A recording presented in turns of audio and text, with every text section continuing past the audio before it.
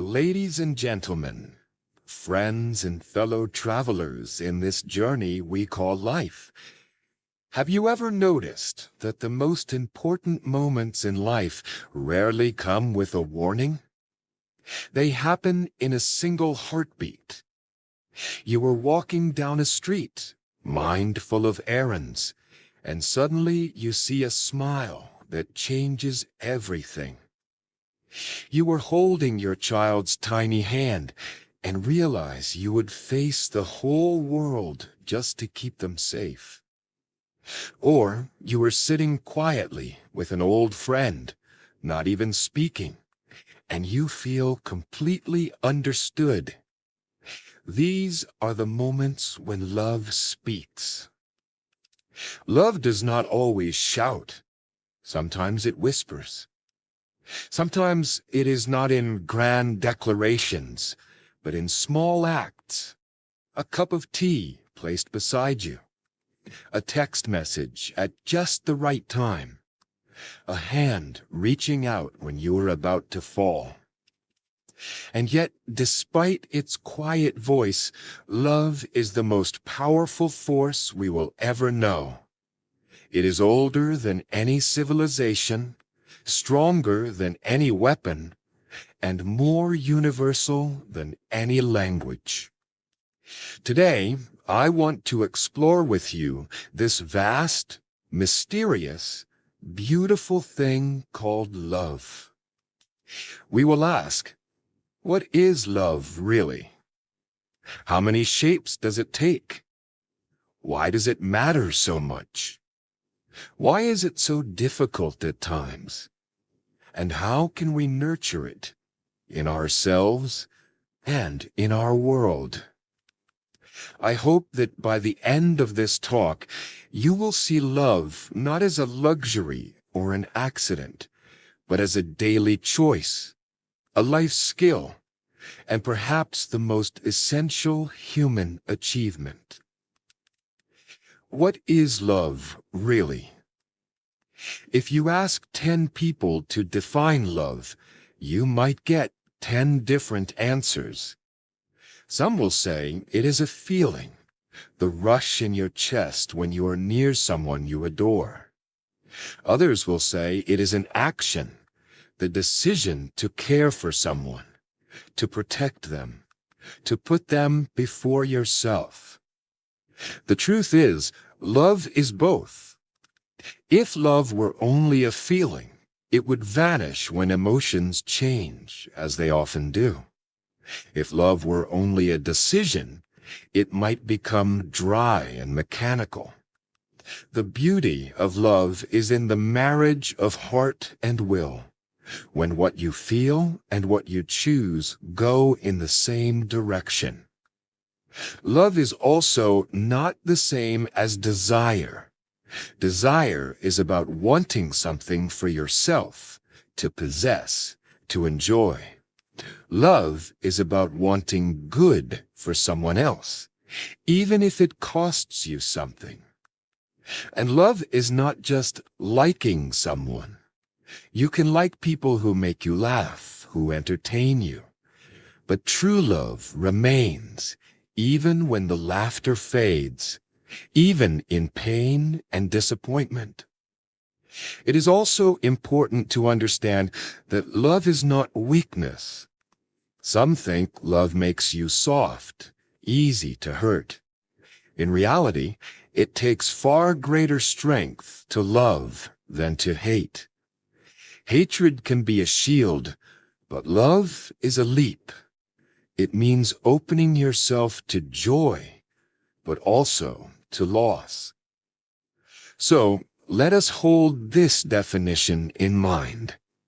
Love is the choice to care deeply for another, to seek their good, and to remain committed, not only when it is easy, but especially when it is hard. 2. The many faces of love. Love, though one in essence, appears in different forms in our lives, just as sunlight shines through different windows. each casting its own pattern on the floor. Romantic love. Let us begin with the love most often sung about, romantic love. This is the kind that poets compare to fire, that films portray with dramatic music, that young people dream about under starry skies. Romantic love often begins with a spark, that electric moment when your eyes meet someone else's and something in you says, "This matters." In those first days, it feels as if the whole world is conspiring to bring you together. You notice beauty in small things. You feel energy you didn't know you had, and you find yourself smiling for no reason. But the truth about romantic love is that its beauty is not only in the first spark. Sparks, if left alone, fade into cold ashes. What keeps love alive is the choice to feed it day after day, in kindness, in understanding, in forgiveness. It is easy to love someone when they are at their best, but the measure of true romantic love is how you stand beside them when life is hard, when the excitement has been replaced by routine, when they are tired or irritable or struggling. Family love. Then there is the love of family, the bond between parents and children, between brothers and sisters, between generations. This love is often our first teacher. As children, we learn from a mother's gentle touch or a father's protective presence that the world can be a safe place. Family love gives us our earliest sense of belonging. Yet family love is not always simple. Families disagree, hurt each other, misunderstand each other. But the roots of this love run deep, deeper than the surface tensions. Think of a tree in winter. The branches may look bare and lifeless, but beneath the ground the roots are alive and strong, holding the tree in place until spring comes again. Family love can be like that. Even after seasons of distance, the bond can remain, waiting for renewal. Friendship. Next, there is friendship, a love we choose freely. Friends are not given to us by blood or by marriage. They are people we meet along the way, who see us, understand us, and decide to walk with us for part of our journey.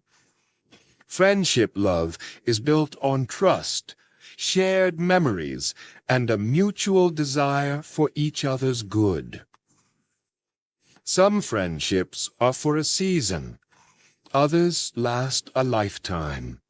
But even short-lived friendships can leave a mark. Think about a time you laughed so hard with a friend that your stomach hurt, or a time a friend called you at exactly the moment you needed to hear a voice of encouragement. Those moments are acts of love, even if we do not always name them that way. Self-love. And then there is self-love, a kind of love we sometimes overlook or misunderstand. Some hear self-love and think it means selfishness, vanity, or self-obsession. But real self-love is none of these. It is not about thinking you are better than others. It is about recognizing your own dignity and caring for yourself accordingly. It means you respect your body enough to rest when you are tired, to feed it with good food, to protect it from harm. It means you care for your mind by learning, by thinking, by protecting yourself from destructive influences. And it means you care for your spirit, whatever that means to you, by seeking meaning, purpose, and peace. Without self-love, our other loves suffer. You cannot pour water from an empty glass. If you do not take care of yourself, your love for others will eventually run dry. Love for humanity. Finally, there is love for humanity. The compassion that moves us to care for strangers, to fight for justice, to help the poor, to stand against cruelty. This love is not limited to people we know or like. It is based on the belief that every human life has value simply because it exists. This is the love that inspires volunteers to rebuild after disasters, doctors to serve in war zones, and ordinary people to speak out for the oppressed. When we recognize all these faces of love, romantic, family, friendship, self-love, and love for humanity, we begin to see that love is not a single narrow path, but a vast landscape. And in this landscape, there is always more to explore, more to give, and more to receive. 3. The power of love. Why does love matter so deeply to human beings? Why, across every culture and time, do people write songs, tell stories, and make sacrifices for it? Love as the greatest motivator. First, love moves us to action like nothing else.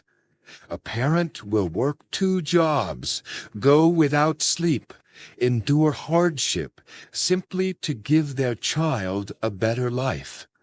A friend will drive all night to reach someone in trouble. Even strangers will risk themselves for others when love, in the form of compassion, stirs their hearts. This kind of motivation is different from ambition or fear. Ambition says, do this so you can be great. Fear says, do this so you will be safe. Love says, do this because they matter. And when someone matters to you, effort is no longer a burden, it is a joy. Love as a healer. Second, love heals. There are countless stories of people recovering faster from illness when surrounded by care and affection. Science confirms it. Love lowers stress, strengthens the immune system, and improves mental health. But love also heals the invisible wounds, the heartbreaks, the disappointments, the betrayals. Sometimes what a wounded heart needs most is not advice or solutions, but the quiet presence of someone who says, I'm here, you're not alone. Love as a builder of communities. Third, love binds people together. Societies built on mutual care and respect are safer, happier, and more prosperous. Without love, fear and suspicion take over. You can see it in neighborhoods where people know and trust each other. Doors are open, children play freely, and help is given without hesitation. Contrast that with communities where mistrust reigns. Everyone locks their doors, avoids eye contact, and suffers in isolation. Love is the difference.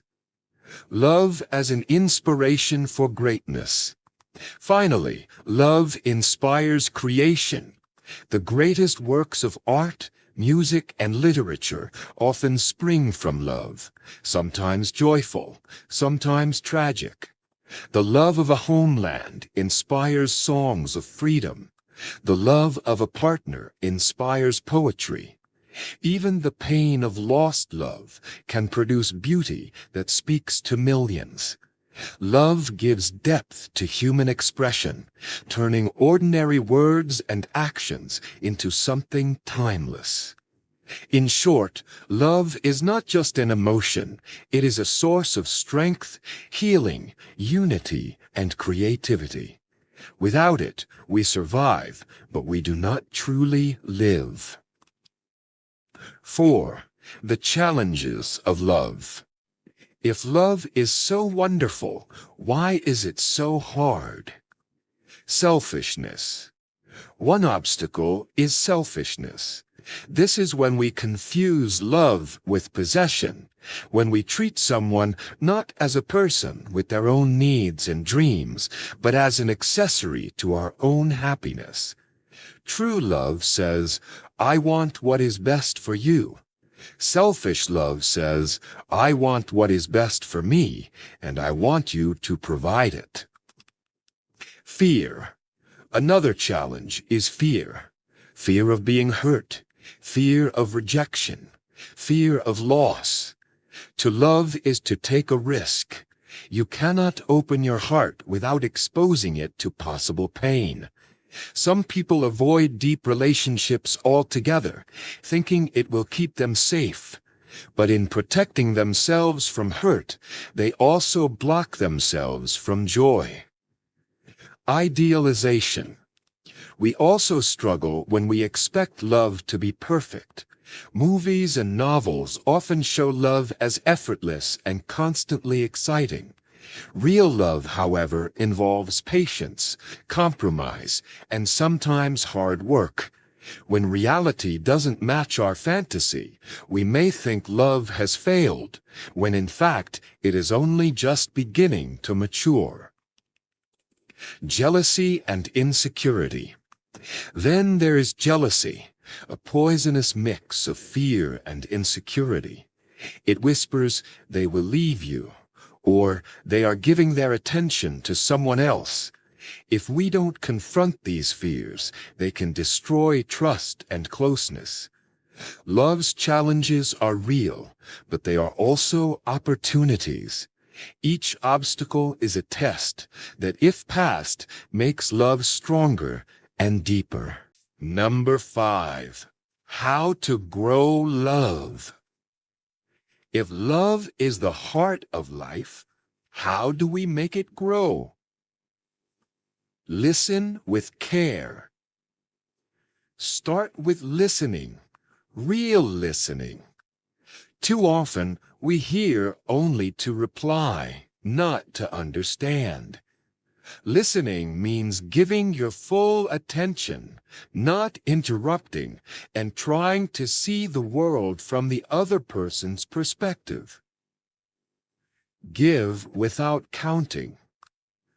Love is not a contract where you track how much you give versus how much you get back. If you are always measuring, you are turning love into a business transaction, and that kills its spirit. Forgive generously. Forgive. Not every mistake can be erased, but forgiveness allows love to survive human imperfection. Holding grudges builds walls. Forgiveness opens doors. Spend time together. Time is one of the most precious gifts we can give.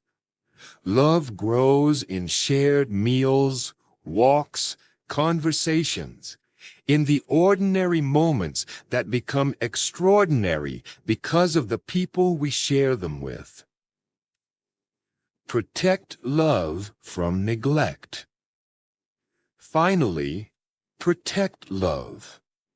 In the rush of modern life, it is easy to neglect the people who matter most. We think they will always be there, but love needs attention, like a fire that needs tending.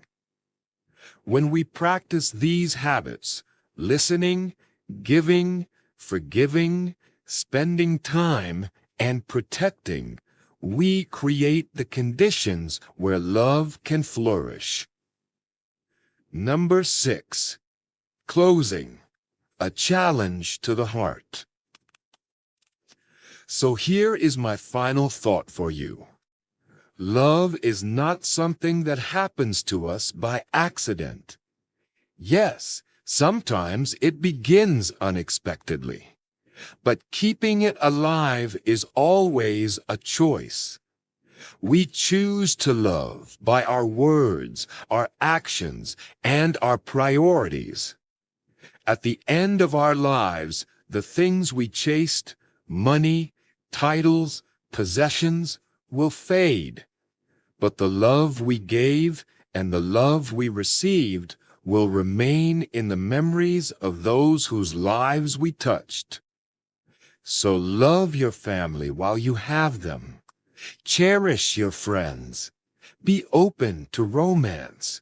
But remember, it is only one form of love among many. Care for yourself so that your love for others can be strong. And do not forget the stranger, because every act of compassion is a seed of peace in the world. Love is the language of the heart, and the one language we must never forget to speak. Thanks for watching. Take action today, not tomorrow. Press subscribe. And let's keep learning together. You're doing great. See you in the next one. Stay strong.